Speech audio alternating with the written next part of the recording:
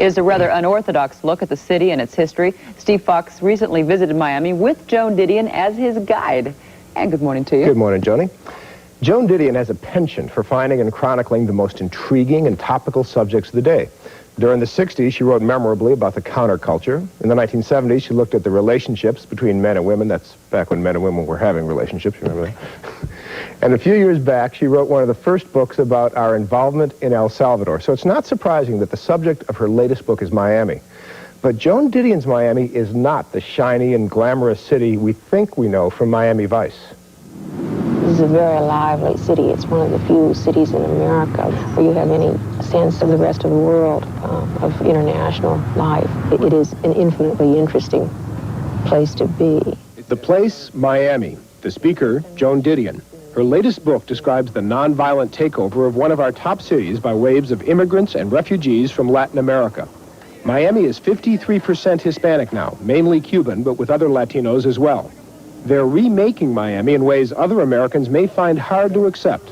Who shops in these markets? Is it just the Cubans or the Anglos down here? Just Cubans. I would be very surprised to see an Anglo here. The Anglo community here lives quite apart from the Cuban community. They don't mingle at all? No. What do you attribute that separation between the two cultures to? Why did that happen? At the time the Cubans came, the Anglos just ignored them. If they thought it was another immigrant group, they didn't think that they were going to become a dominant culture, and so they just didn't pay any attention. And by the time they started paying attention, it was too late. But the Anglos don't come into the Cuban areas to shop, to buy food, to buy... They don't cook with plantains, say. I, for example, don't even know what that is. I don't know what that is either. What is this? Mame? Mame? I still don't know. Mame? No. Yeah. I remember looking in the Miami Herald food section week after week after week after week. They never gave any Cuban recipes. It's the dominant population, but no Cuban recipes. Yeah. In the first chapter of your book, you point out that 2 former Cuban presidents are buried in this cemetery in Miami. Why did you find that significant? Well, presidents of countries aren't usually buried in other countries, and so it seemed odd to find 2 presidents buried not only in another country, but in the same city and in the same cemetery. Florida has always been a kind of apron on a Cuban stage where people, when they left the stage in a fury or at a dramatic moment, where they came to wait was Florida.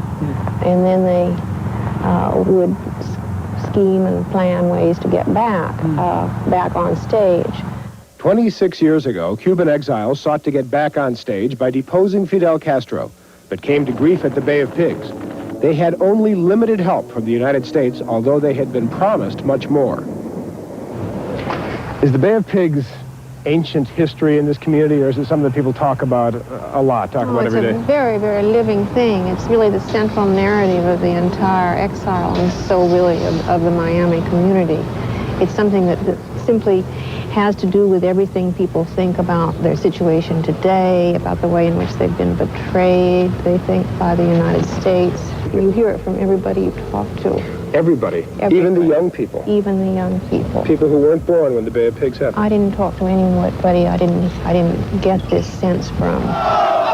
They are extremely nationalistic. They believe passionately in Cuba as their birthright. To some extent, they have the natural feelings of exiles, even in this generation. Are they different from other immigrants in that they want to go back and expect that they will go back? Yeah, that's why I don't think of them as immigrants. I think of them as exiles who probably won't go back. Well, is that in fact true? Is it true that the Cubans have not assimilated? Is there a second culture that's come into ascendance? There is a dual culture here, yeah. Is that unique in American cities, or I think unusual? Probably it is, yeah. I think we haven't seen that in other groups of foreign nationals who have come here. They have become gradually, over generations, become part of the existing structure. And here, what has happened? Here, another structure was built up, a dual structure. And has, in fact, become more powerful, more influential? It is a dominant culture, yeah. And a very lively one. Now, Joan Didion said that she picked to write about Miami because at the time it was the most interesting place going. It was a place of intrigue and mystery, kind of like a modern Casablanca. She said today the place she'd love to be, the place she'd love to write about, is the Persian Gulf. She says that's what's hot now. But there really is no other city in this country that has the dynamics going on like Miami. She thought Miami was fascinating, Yeah. and she admired the Cuban culture, the one that's become the ascendant culture. She said it's lively, brought something to the city. All right, Steve, thank you very much. Thank you.